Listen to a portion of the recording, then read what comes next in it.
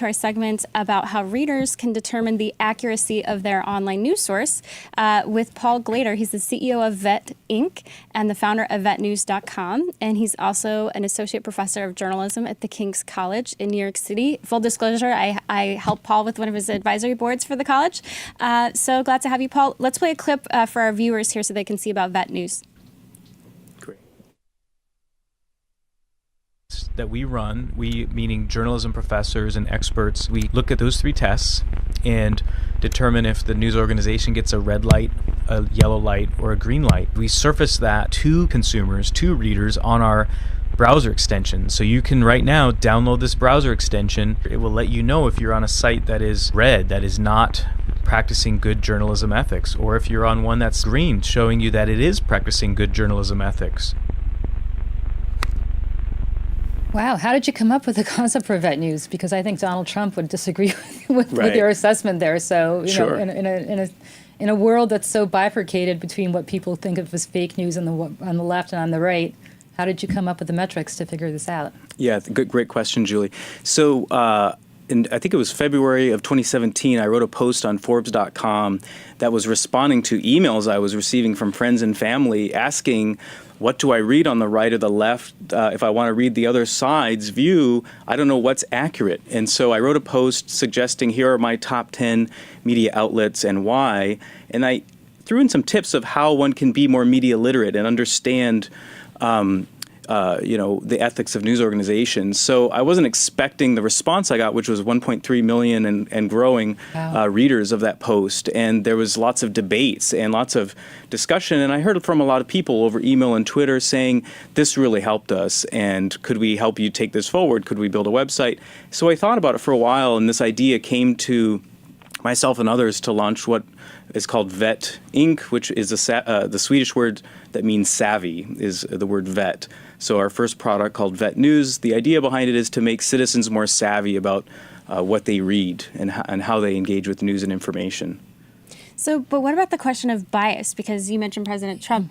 That's the big, I think, elephant in the room as it relates to the quality or the ethos or the word choice and selection around the stories. Because I think the metrics that you've put out are more about sort of how they do it versus what's the content in it. Right. Is that the next step? Right. Yeah, no, I think bias has always been a difficult issue for media for centuries, actually. And if we look at the American model of the press, I mean, I was reading a history book in journalism the other day by Paul Starr that said in 1840 and 1850, America was more media literate, had more newspaper readers, more people who were literate, and people who were going to school than any country in Europe, I think with the exception of Sweden, which is nice when our name is Swedish. But to me, I think now we have an era where the citizens are extremely confused more than ever. And bias has been with us since, the 1800s. And I think technology has disaggregated media and allowed all kinds of people to launch startups and be part of media.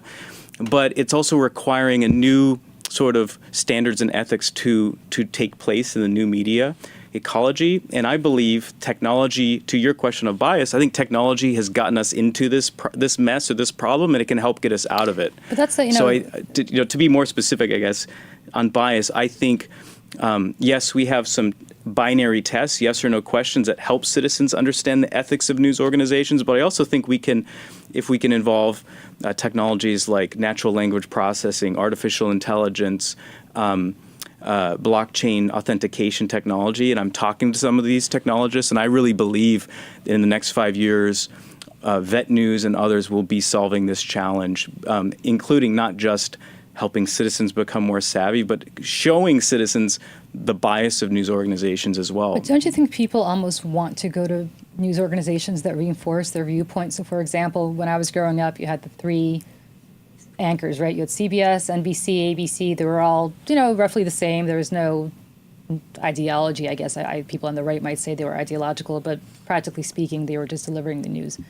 And then you had the rise of cable news, and then you had the rise of Fox News, and the rise of MSNBC. And if you're a liberal, you want to go to MSNBC. And if you're a conservative, you want to go to Fox because it's going to reinforce your viewpoint. Yeah. And do people really care about whether something is accurate, or is it that people really just want to go and hear what they already believe and want to hear? Well, to be honest, I think the big networks and the biggest newspapers have become who they are, and they have developed the large audiences and continue to do so because they have standards around the facts, how they do the reporting and their news gathering and their storytelling. And yes, bias is present. Yes, I do think people sometimes want to read or view things that confirm their biases. In fact, the research shows that. But I think we want to encourage news organizations to be transparent about their biases, and that's what part of our product does. And so I think we want news organizations to be upfront with citizens, and we want citizens to be able to make a conscious choice of, I'm going to watch Fox, I'm going to watch CNN, and this is what technology and journalism professors are showing me about those news orgs. We just want people to be more informed. We're not trying to make them, I would frankly like to help them see if news organizations they're viewing are peddling in totally false information. We do flag that.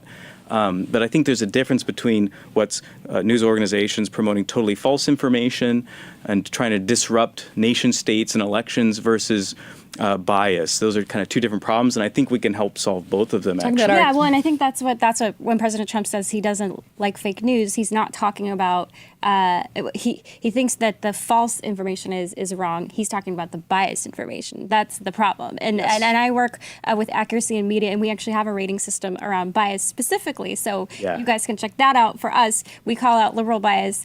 And I looked at the test for Bold as a new startup ourselves, and we have a terms of use page, and now I want to add the code of ethics page. And I was proud to see that you were using the Society of Professional Journalists, because I was very, very active when I was in college with the SBJ chapter. I think I was the president, maybe vice president, and I went to all the conventions. So it was a nice reminder.